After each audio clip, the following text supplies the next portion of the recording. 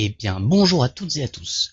Alors, aujourd'hui, je viens pour vous donner les nouvelles qui sont sur le serveur test. Alors, qu'est-ce qu'il y a comme nouvelles? J'en ai déjà donc donné quelques-unes sur Line, euh, donc sur Line francophone de Rival Kingdoms. Wow, Amiral Lee. Bref, donc sur donc cette nouvelle mise à jour, nous avons une chose énorme qui vient d'arriver et ensuite des petites choses qu'on a l'habitude d'avoir. Cette chose énorme qui vient d'arriver, c'est l'éditeur de village. Alors l'éditeur village, je vais vous montrer, là je viens de faire mon village avec mon éditeur. Donc voilà, on clique sur comme d'habitude pour déplacer ces bâtiments. Et là, qu'est-ce qui se passe? On a donc une nouvelle interface super sexy avec donc sur le bas différentes cases. Alors, pourquoi différentes cases? Eh ben, à quoi ça va nous servir? Donc on a toujours la sélection multiple qui permettait donc de sélectionner plusieurs bâtiments. Imaginons là, j'ai envie de supprimer tout ce qu'il y a autour de ma base. Là. Donc je vais sélectionner ça. Il faut d'abord que je clique dessus. Tac, je prends ça, je mets retirer. Bam! Et tout est parti en bas. Ensuite, je le refais sur les bâtiments ici, par exemple. Tac, retirer. Voilà, puis après en fait j'ai envie de retirer tout finalement. Hop, tac, tout retirer. Voilà. Donc maintenant je me retrouve avec tous mes bâtiments sur mon menu en bas. Donc les bâtiments sont classés par bâtiments qui sont exactement pareils. C'est-à-dire que si vous avez des tours qui sont de différents niveaux, ils iront sur différentes cases. Par exemple là j'ai mes murs niveau 6 ici, il y en a 3. Et j'ai mes murs niveau 5, il y en a 37. Voilà. Et vous voyez qu'ils sont pas. Bon, c'est dommage qu'ils soient pas côte à côte. Euh, mais bon, c'est déjà pas mal. Et là, voilà, j'ai les murs niveau 4 aussi. Donc, donc c'est plutôt pas mal. C'est plutôt pas mal du tout. Lorsqu'on a un bâtiment et qu'on le retire, par exemple, le bâtiment va tout à droite. C'est-à-dire que le dernier retiré part sur la droite de votre barre latérale. Et bon, comme ça, on se retrouve avec faire ce qu'on veut avec notre village. Et là, il y a un petit truc en plus qui est sympa, c'est comment on peut mettre les murs. Alors maintenant, pour mettre les murs, vous voyez qu'il y a un petit rond qui clignote. Et quand on met un mur et que on veut en mettre un peu partout, c'est un peu chiant d'aller prendre un mur, de faire ça, de prendre un autre mur, d'aller faire ça.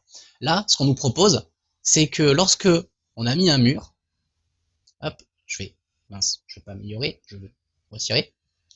Voilà. Lorsque nous avons mis un mur, nous avons la possibilité de cliquer sur ce petit rond en fait et l'allonger dans le sens qu'on veut. Alors là, pourquoi ça va pas plus loin? Parce qu'en fait, j'ai que 3 murs de ce niveau-là. Ça, c'est les 3 murs niveau, niveau 6, je crois que j'avais.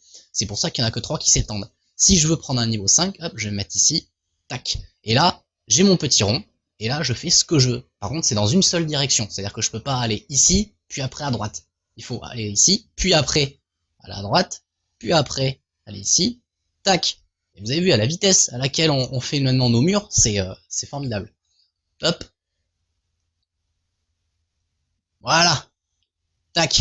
Ils ont qu'à bien se tenir là. Ça va être le nouveau village de la mort, ça. Hop, tac. Voilà. Avec ça, on va pas m'avoir. Enfin, donc, qu'est-ce qui se passe ensuite? Mis à part ça, donc là, on va sauvegarder. Résolution automatique, allez hop, le village au pif. Voilà, c'est ce que j'ai fait tout à l'heure. C'est-à-dire que là, il met les bâtiments aléatoirement. Il les rentre où il peut. Voilà, donc ça, c'est l'éditeur de village. Donc c'est une chose énorme qui vient de se passer. On l'attendait depuis très longtemps. C'est pas facile à faire. Maintenant qu'on l'a, on n'attend plus qu'à, par exemple, avoir des sauvegardes de village, peut-être 2 ou 3 designs différents. Ça pourrait être cool. Ça pourrait être cool. Ensuite, qu'est-ce qu'il y a comme petit changement? Donc il y a des changements mineurs, c'est-à-dire que par exemple en haut à gauche là, on voit un grand 1, un 1 romain, avec un petit fond gris là derrière, je sais pas, peut-être un espèce de blason, et ensuite des petites décorations autour du portrait.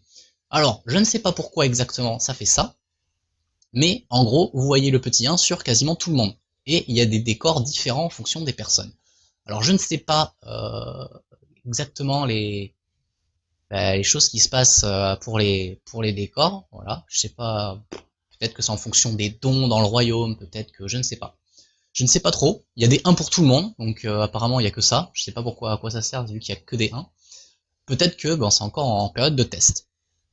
Donc voilà pour le petit changement mineur. Ensuite, donc des choses qu'on a l'habitude d'avoir, c'est-à-dire qu'il va y avoir de nouveaux titans.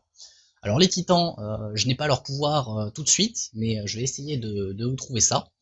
Donc nous avons le nouveau titan Jaelek. Donc c'est un titan qui aura lui 4 pouvoirs.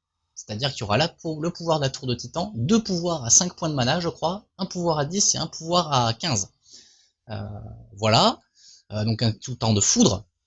Ensuite le titan de feu que nous avons dans l'événement, donc d'Agi, pour donc le nouvel an chinois.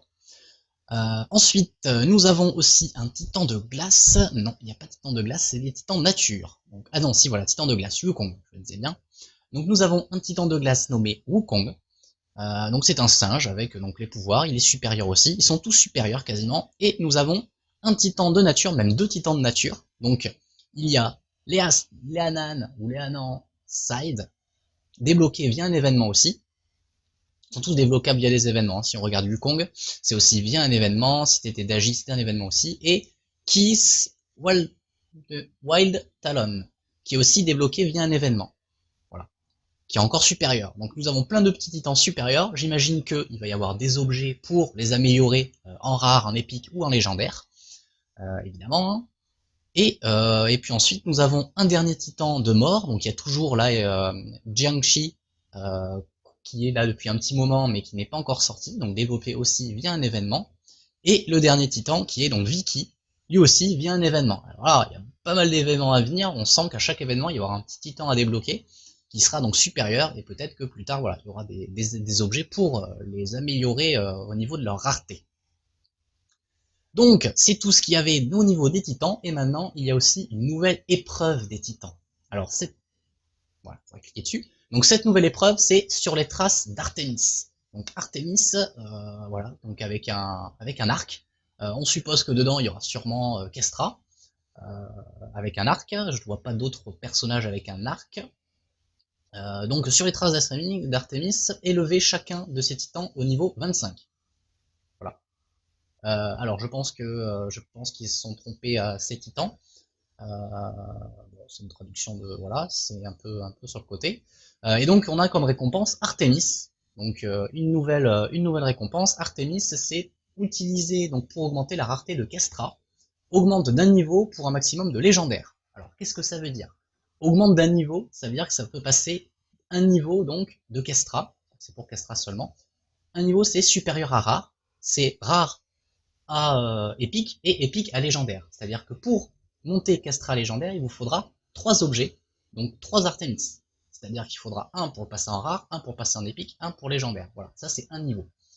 Si votre titan, lui, par exemple, est pas supérieur, c'est-à-dire qu'il est comme c'est là, voilà, Eloni, commun, eh ben, il en faudra 4. Il faudra 4 objets. Donc il faudra monter commun à supérieur, supérieur à rare, rare à épique et épique à légendaire. Voilà. Et qui sait, peut-être qu'il y aura encore un niveau après légendaire. Donc on revient sur cette épreuve de titan, donc il va falloir passer Kestra, Erasmus et Amani. J'espère que vous avez réussi à avoir Amani dans les quêtes quotidiennes. Depuis le temps qu'on les fait, bon, des fois on a de chance, des fois on n'a pas de chance. Personnellement, il me manque la titan de feu dans les quêtes journalières. Je crois que le reste, je l'ai. Donc j'ai de la chance, Amani, je l'ai. Donc il va falloir monter ces 3 titans niveau 25. Et on aura donc Artémis pour avoir donc Kestra qui monte d'un niveau. Voilà, donc ça sera un seul Artémis, il en faudra 2 autres pour monter Kestra légendaire. Si jamais des gens veulent Kestra légendaire. Personnellement, je sais pas.